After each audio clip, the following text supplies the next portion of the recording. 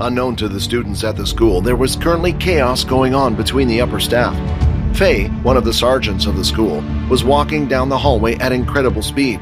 Even though she was only walking, she was causing gusts of wind to hit the students as she walked past them. A single wooden door in the first-year building had a sign out front saying the words "General" on it. Faye barged the door open and quickly zoomed to Nathan's desk. The wind that came along with her caused papers to be flown and scattered all over the room. "Hey, I was nearly done with that," Nathan shouted. "The portals have been used," Faye shouted. "2 students seem to have been registered to have gone through them." Nathan started to pick up the papers that were scattered around the room one by one. "Is that all? Well, why don't you just go and get them back?" "I'm afraid it's because they have gone through a red portal, sir." Nathan then dropped all the piles of paper he had picked up from the floor. "What? How did this happen? Weren't there meant to be guards stationed at the portal? Apparently there was a scheduling conflict when the guards changed shifts. Their replacements never arrived." Nathan then went to sit back in his chair as he struggled to think what to do. "Stupid parents. This is why I said we should have cameras stationed in the school, but it was hard enough to allow them to get those trackers put on them." The original families had a big say in what went on and what didn't. "Do we know which students have gone through the portal?" "The first one is the student by the name of Quinn Talon. And the second one is Vorden Blade." "Him again?" After the incident with the second years, Nathan decided to look into Vorden's family background a bit more, and if they were to find out, this would be bad news. "Make sure his family don't learn anything. We have to keep this a secret for as long as we can." As class had started for the day, Layla noticed that Vorden and Quinn weren't in their seats. However, Peter was in his, and he had his head face down looking at the ground.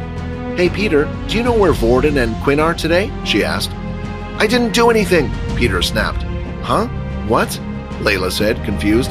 "I was asking if you knew where Quinn and Vorden were. Did they not come back to the dorm room yesterday?" "Oh, sorry. Yeah, they were there when I went back," Peter said with his voice all shaky. "I don't know why they haven't come to class this morning." "They wouldn't miss today. We're meant to go out portal hunting as a team." Just then, Dell had entered the room. He didn't have his usual cheery face on, and instead had a bland, serious look. "I'm afraid that I have to inform you all that today's portal outing has been cancelled for now." Upon hearing the news, the students groaned and complained. "Quiet down," Dell said loudly. Aaron had then come over to where Layla was. "Yesterday, while I was walking by 2 students, they overheard the sergeant shouting at the general, something about 2 students going into the portals. My guess is that's the reason why this whole thing has been delayed in the first place." Layla then stood up from her seat and grabbed Aaron by the shoulders. "Don't you see? Vorden and Quinn have to be the missing students. No wonder Dell didn't say anything about them." As she turned her head, she looked Peter dead in the eye. As soon as Layla took a step forward, Peter got out of his seat and ran for it. "Aaron, we have to get Peter. He knows something. A person who isn't guilty doesn't run away for no reason." As class ended, the students continued to speak, and it turned out that Layla wasn't the only one who was concerned about where Vorden and Quinn went. "Any idea about the other 2? Aaron said bluntly.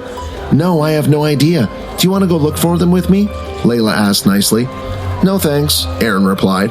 "Now that the portal training has been delayed, I am in no rush to find them. But I came over to tell you some news I heard some students talking about. Yesterday, while I was walking by 2 students, they overheard the sergeant shouting at the general, something about 2 students going into the portals.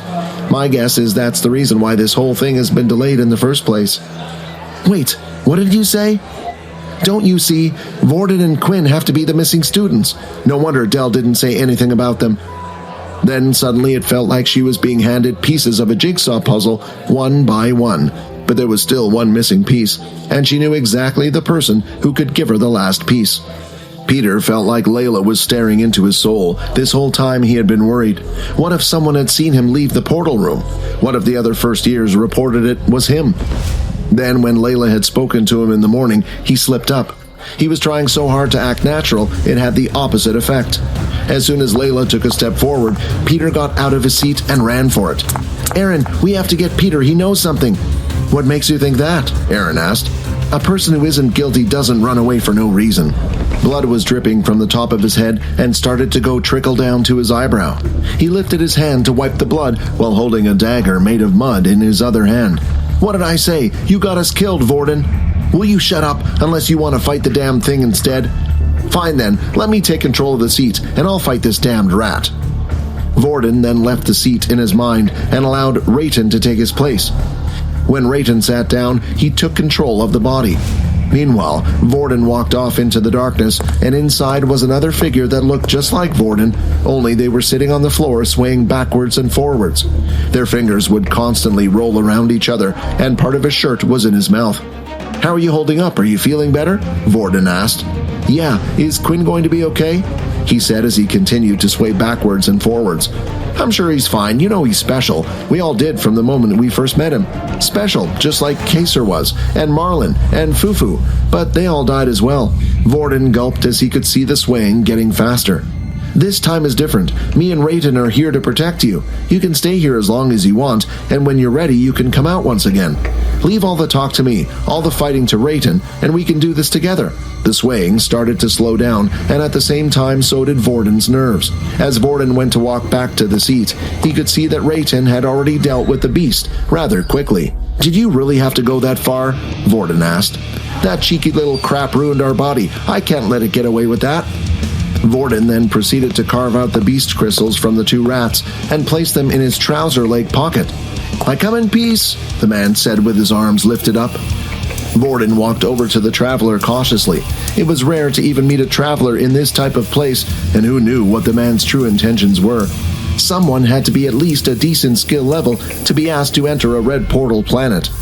"Don't worry, I won't bite," the man said. "What's a kid like you doing in a place like this? I didn't know the military was that desperate that they were now sending a single student to a hellhole like this. I got stuck here. It was an accident, and I need to find a way out." "Looks like we both have the same goal at least," the traveler said. "The name's Ian. I came through another portal and was hunting out a beast in the wild. I was badly hurt and too far away from the original portal, so in a last-ditch effort I decided to come to this abandoned shelter. You're quite skillful to have defeated two of them on your own, especially for someone as young as yourself. You have my thanks. I was too badly hurt from the beast before. That Radiclaw had chased me into the warehouse, and I was waiting for it to go away. I never expected someone else to be here in this shelter." "You're welcome," Vorden replied. "Well, since we both have the same goal anyway, do you have any idea where the portal could be?" "Sure. There were a few buildings I spotted on my way over here. It's best if we check them out first." "The name's Vorden." "I look forward to us working together." "Do you know when the sun will rise?" Vorden asked. "Maybe it will be best if we travel once the sunlight comes out, then we can spot beasts easier." "You really don't know where we are, do you?" Ian replied. "This planet's spin cycle lasts an entire year, and right now we're only 6 months in. I'm afraid we won't be seeing light for a very long time." Once the two of them were ready, they decided to head back outside, while Ian took the lead. They made sure to travel close to the buildings, rather than in the middle of the street. If anything spotted them, they could quickly dart inside for combat. "Hey, Vorden, I have an idea," Rayton said. "Why don't we kill the adventurer while he's weak and get that crystal of his? We could sell it for a fortune, or even make some really good equipment out of the thing." Hi, Quinn here. Wondering what happens next? If you want to jump the queue and unleash all episodes, click on the link here and install the Pocket FM app.